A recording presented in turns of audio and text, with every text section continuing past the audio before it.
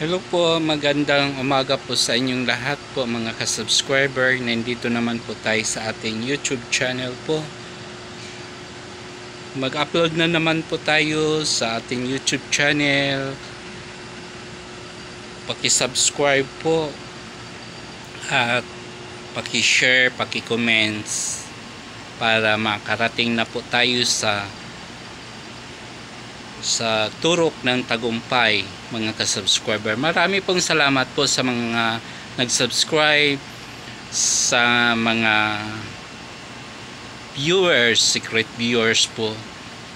Kung hindi dahil sa inyo, hindi po tayo makarating ng 870 na tayo ngayon po mga ka-subscriber. Ano na lang 130 para tayo maka 1,000 subscriber. Bago po ang lahat po, bago kayo manood sa aking YouTube channel, mag-subscribe muna po kayo, pindutin po ninyo ang notification bell para updated po tayo sa susunod na mga video. Ngayon mag-update lang po tayo tungkol sa ating bansang Pilipinas, sa ating Tatay Digong, dating former President Roha Duterte na sa dahig.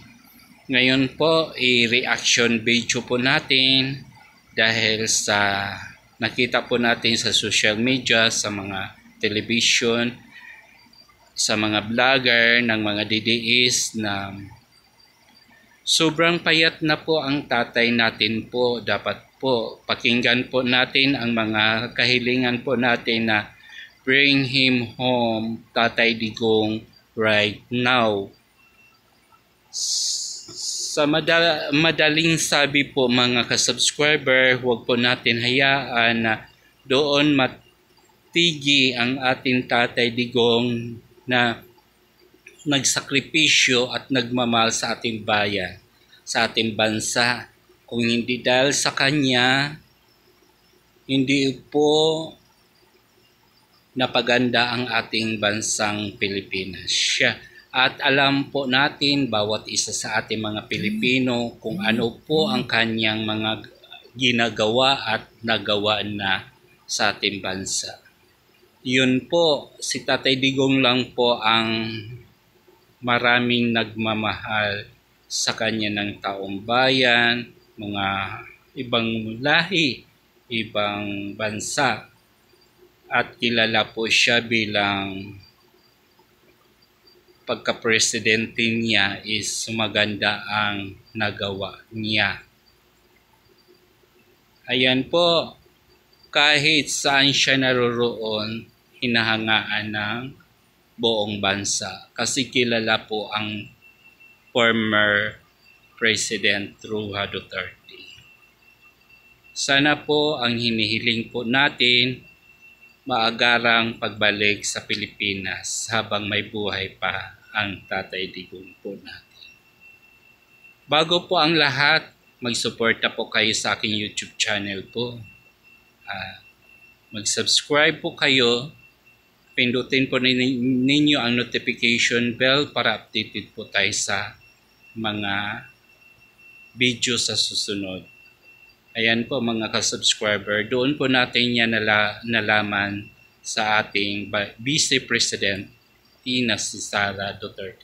Noong nasa dahig siya noong itong July 7, yun ang ano niya, yung in-announce na po.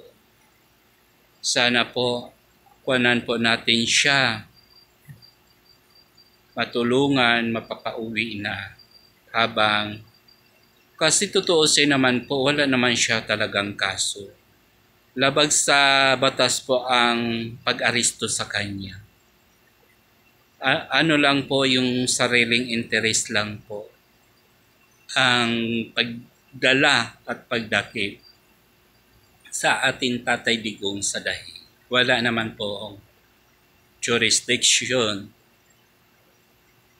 Labag po labag sa batas ang paghuli sa kanya. Alam naman po natin, walang due process alam naman po natin kung ano ka tatag ang ating Tatay Digong. Ayaw niya sa mga taong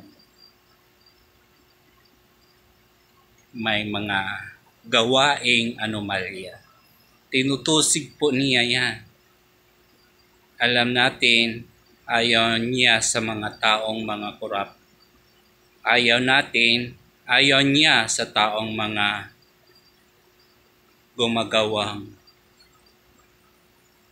mga masasamang ehemplo dito sa bansa. Nilinis po niya yung mga drug lord, mga smuggling, lahat na po. Kaya nagbago ang lahat. Ngayon, nandyan na naman sila. Kasi wala na ang mga Duterte. Gusto nila pabagsakin talaga ang mga Duterte para magiging tagumpay sila sa kanilang hangarin na mga masasama. Ayan po mga ka-subscriber, hanggang dito na lang po ang mga video natin. Kasi po, nagpo-full storage na naman tayo. Baka mamatay na naman ito ng kusa na hindi tayo nagpapaala. At marami pong salamat po. Subaybayan po ninyo ang mga video ko. Laban lang po tayo. Ang talagang masama, hindi talaga yan sila magtatagumpay habang buhay. Susugpuin talaga yung mga anomalya po nila. Antayin lang natin po ang pagdating ng panahon. Lahat po masusolba din yan.